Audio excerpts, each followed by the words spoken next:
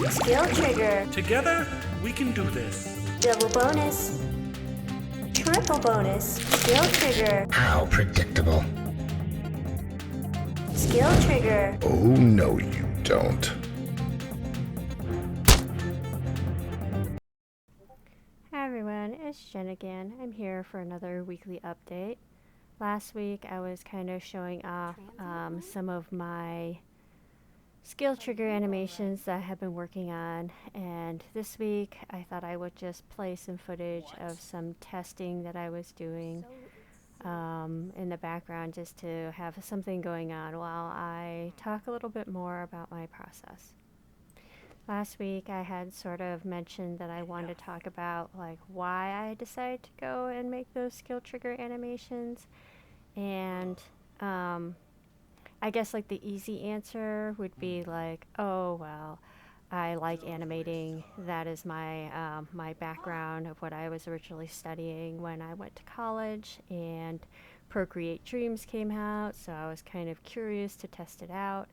But there really had to be more like reason for me to go in and commit to such a kind of labor intensive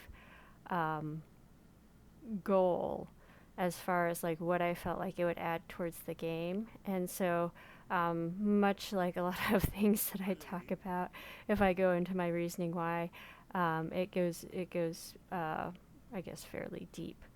One of the things that I was thinking about when I was taking a step back to try to think about like what can I add to like this visual novel engine, and I guess like I tailor these things to like myself and what I like.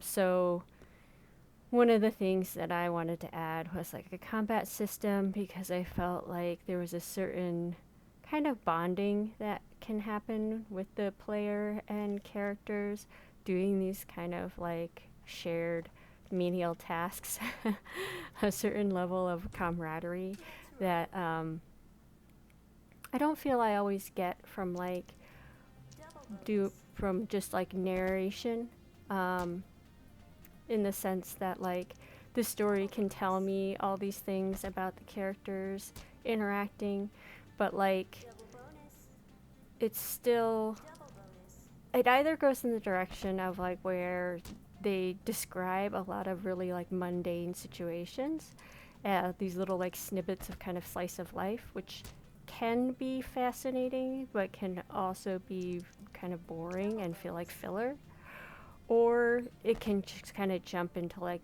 all the really heavy drama and meat and potatoes, and it can kind of feel like exhausting, like, oh my gosh, hanging out with these people in this story is like something I would like avoid like the plague in real life, because it's just too much. It's like everything is just too much with these people.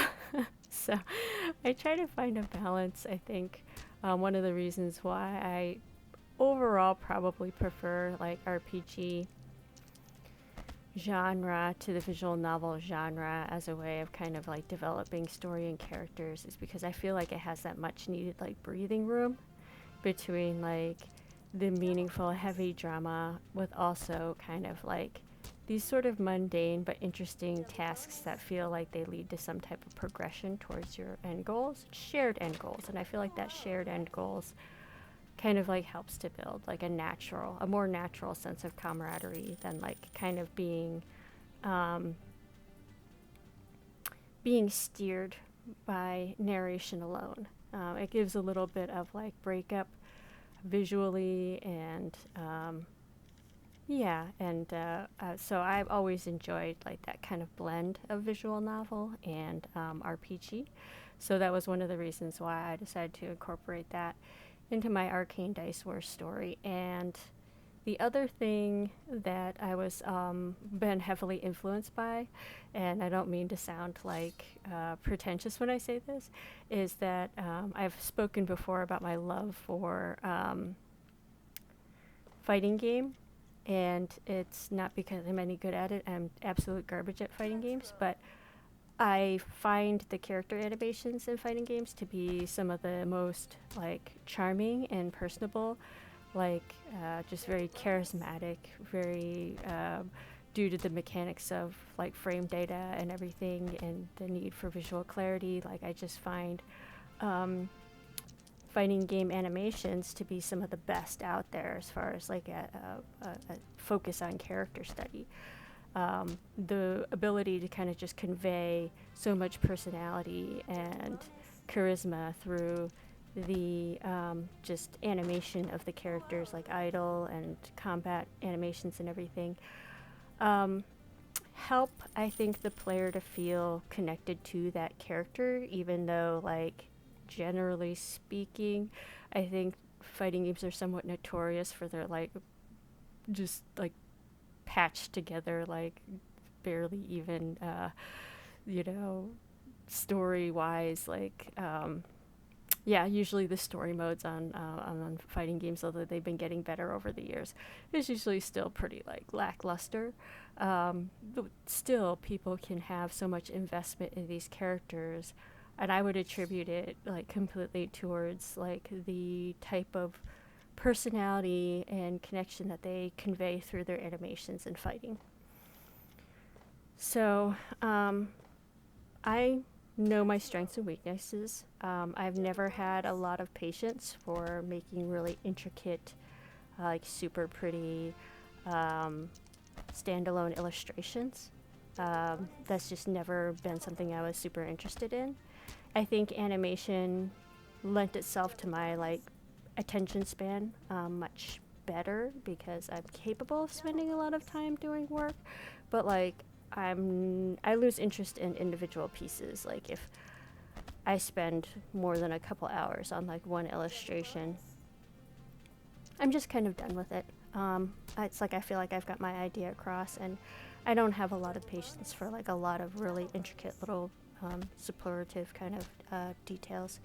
So I feel like what I can lend to my game to make it a little bit more visually appealing, or to put a little bit more, I guess, of that elbow grease into the polish and refinement of the game, is not so much through like standalone still CG illustrations like a lot of VN's visual novels do, to kind of like bring the player into like this very immersive, like emotional scene.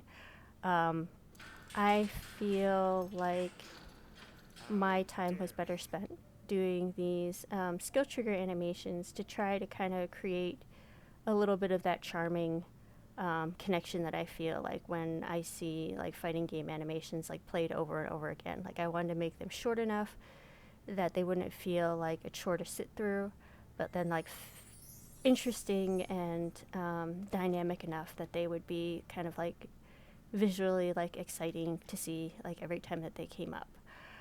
And I did run into some kind of like, I guess, limitations with like the Renpy engine because I've been struggling to kind of get them to play without any lag, especially like when I try playing it on my MacBook that does not have like the best graphics card.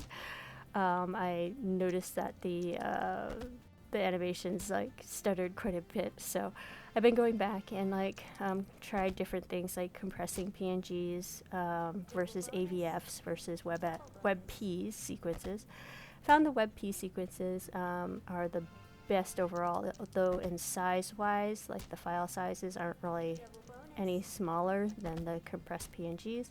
They do seem to load up and play like more seamlessly than the PNG sequences, so I guess like that's what I would suggest going forward. Like why I chose not to do them as WebMs was one, because the transparency with the alpha mask sync, I was really scared, and I think legitimately so, that they were going to become desynced, especially on lower end graphics cards. And also I have been kind of flipping the artwork on the x-axis for like when you're fighting the enemy version of the character. So I wanted to be able to like use the same asset for when you're fighting the enemies, as opposed to like kind of like doubling my asset load by having to create a separate like reversed image version. So That was a twofold reason. So I'm finally kind of pretty happy with how the sequence is playing out. I think that I've gotten rid of like most of any of like the startup lag on them, so I'm happy with that.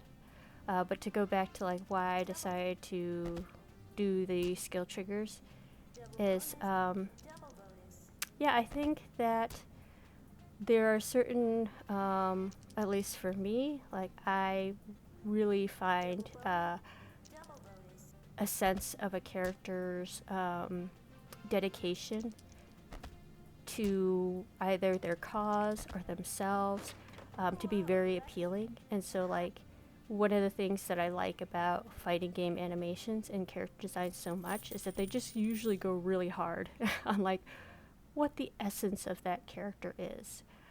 Because, you know, they have to be able to stand out. They have to have a unique,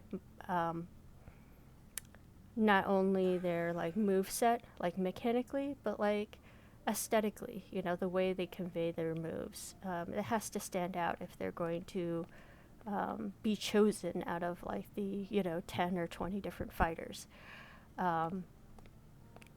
And you don't want to waste a bunch of time like making a character that's just going to be like a throwaway character that nobody cares about, right? There's a lot of effort goes into like each character in a fighting game. And so that's kind of like how I wanted to sort of like treat my characters in my story, is that I wanted them to be able to have like a certain sense of appeal that was beyond just what the narration tells you. Beyond just what like I guess seeing them in like one like standalone like pretty picture would be. And that sense of like just kind of like dedication to oneself, and the way that you kind of can convey that like is passion the right word? I just really like people who are